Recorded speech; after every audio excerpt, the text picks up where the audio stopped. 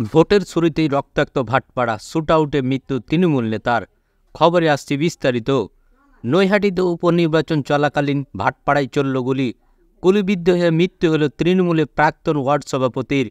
অভিযোগ, বাইকে এসে কয়েকজন দুষ্কৃতী তৃণমূল নেতাকে লক্ষ্য করে গুলি চালায়।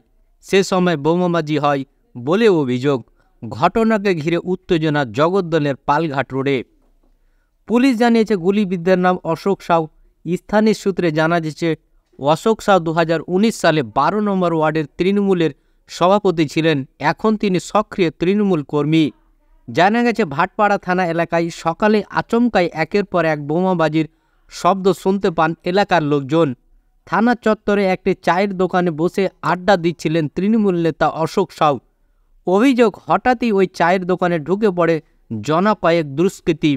কিছু বুঝে ওঠার আগেই হামলা শুরু করে তারা। চায়ের দোকানের ভিতরে এবং বাইরে শুরু হয় বোমাবাজি। এখানেই শেষ নয়, ওই চায়ের দোকানের জিনিসপত্র তছনছ করে দেয় দুষ্কৃতীরা।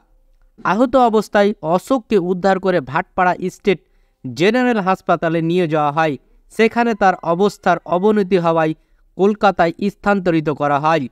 শত চেষ্টা করে প্রাণে বাঁচা গেল না তৃণমূলের প্রাক্তন ওয়ার্ড সভাপতি অশোক সাউকে। কিন্তু কারা গুলি করল তা নিয়ে দ্বন্দ্বে আহতের পরিবার। এর পিছনে রাজনৈতিক কোনো কারণ নাকি পুরনো কোনো শত্রুতা তা খতিয়ে দেখছে পুলিশ। পার্থ ভৌমিকের অভিযোগ, ঘটনার নেপথ্যে অর্জুন সিং। তবে এই ঘটনাকে বন্ধুদের গোলমাল বলেই দাবি করেছেন অর্জুন সিং।